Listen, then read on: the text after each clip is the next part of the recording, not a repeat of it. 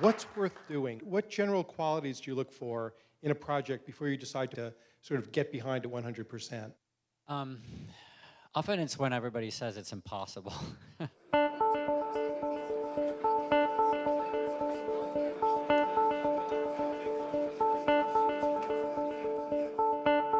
Design isn't surface. It's not just form and shape and color and texture.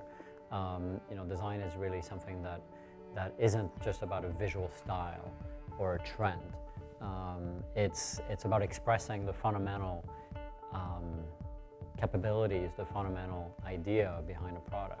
And one of the ways in which we choose our projects is this the right time, right? It has to be early enough that you have 80% of people telling you, I don't know that I want it. But it can't be so early that the technology is expensive or that there are sort of significant barriers of entry. You have to see that we're going to be able to push through that initial, resistance. The August Smart Lock is a company I co-founded about 2 years ago. And the idea was, how do you solve an age-old problem? Keys have remained the same. The sort of principle of keys have remained the same for centuries or even, millennium. So how do you bring the simplicity of the key of unlocking and locking a door? How do you bring that simplicity into a product and experience that actually removes a lot of the friction around it? In your house, you've already given keys away to people. And we want that same key to work with our system. So making it a retrofit, not a full replacement product, was what was going to make it easy to adopt, easy for people to install and use. Something like this really changes, our individual experience of the door, but also has the potential to change the way we perceive and use our homes. In the home, technology really isn't something that people want to think about. Mm-hmm. It used to be that the technology that you install into a place like the home is usually loved by the person who put it in. Yeah. Usually the techie in the home. Mm-hmm. The rest of the family hates it. Right? We've all experienced that. This is different. The IoT, the world that we're seeing happening today, is one where everybody has to be able to use it. Everyone has to have, it has to delight everyone, or it's not going to make it in there. What challenges do you think the Internet of Things, the growth of that idea and reality is going to give to design teams? What new skill sets will they need?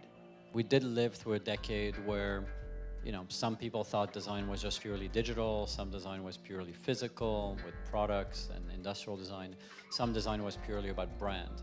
And today it's really about these three things. It's about all of it. To do the kind of things that we do today, you need to be a generalist.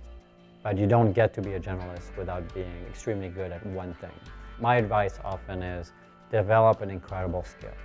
And you'll know that you've arrived in that field when people from other fields, other disciplines, start to integrate you into their process. And at that point, you'll be able to learn what are these other things about, what are these other disciplines about, and that will be, the most exciting training of your life. People ask me all the time, what's your inspiration? Where do you start? For me, it's the observation of people and the way we live our lives today. I think the idiosyncrasies of modern life is kind of what drives me, where I can find the kind of strange little bits of adaptive behavior that we have, around the problems that modern life kind of lays in front of us. One of the biggest challenges we have today is that everything is negotiated through a screen, and the screen is a huge distraction. And so I'm interested in invisible interfaces, meaning ways to interface with the world around us through technologies that doesn't require to pull out your phone and to, again, mitigate, negotiate the technologies around us through the screen.